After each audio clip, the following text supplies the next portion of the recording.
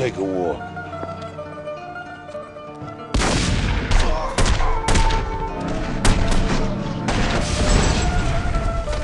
One of the greatest American films ever made makes the tricky transition from the big screen to the PC, PS2, and Xbox.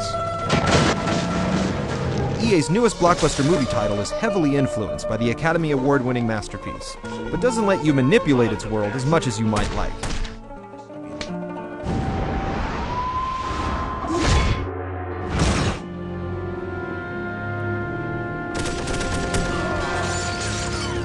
Very few people should be unfamiliar with the story, which follows the rise and fall of the Corleone crime family in New York City during the 1940s. Fans of the infamous trilogy will definitely appreciate being immersed in its world, and the story missions give you plenty to do. I bet deep down, you're not such a bad guy. The desire to rise to the top of the underworld definitely comes through, but some of the objectives, like intimidating store owners and taking over backroom operations, can get repetitive. Why should I even give you a dime? Instead of playing one of the film's characters, you have to create your own and work your way into the story. While it's interesting to see moments that weren't featured in the film, especially those involving returning actors like James Caan and Robert Duvall, the events from the movie are too brief and sporadic. You'll get to watch some memorable moments, but you'll rarely be able to interact with them. And considering you're now the main character, film buffs will sorely miss Michael Corleone as a featured cast member. And Al Pacino doesn't provide the character's voiceover. Michael's not gone completely, but he doesn't play nearly as big of a role as he did in the movie.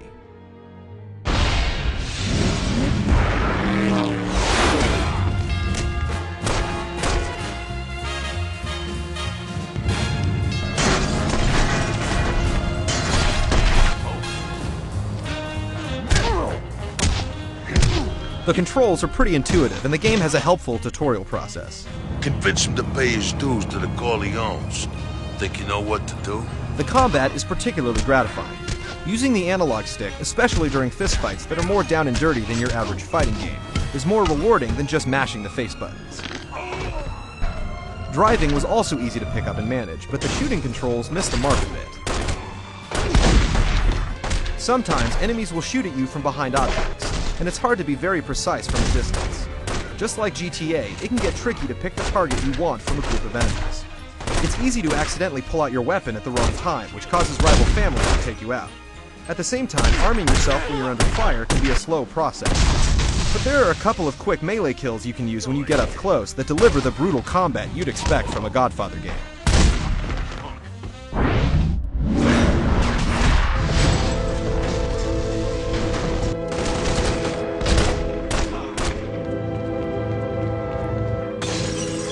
The bustling city in The Godfather is very evocative of post-Depression New York.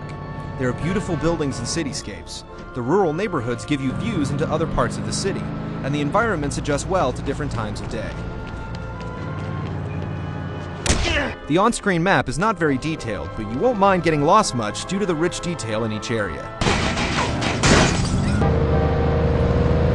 For a movie-licensed game, especially one made in the 1970s, the character models are outstanding for the current generation. Their facial features and speech animation are impressive. You'll often recognize familiar characters just by looking at them, even when they're in the background in some cinemas. Looking for a job, kid? You might be able to squeeze in a little batting practice. The voiceover, on the other hand, is surprisingly stiff. The game features several actors returning from the film, including one of Marlon Brando's final performances. But the dialogue in some scenes sounds unnatural. The Corleone family has need of men like you.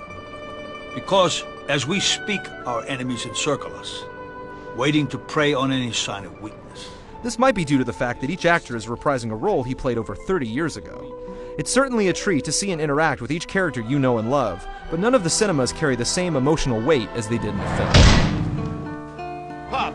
God damn it! The Godfather may not be the first movie you'd think could be successfully translated into an entertaining game, but EA has made it into an above-average action-adventure.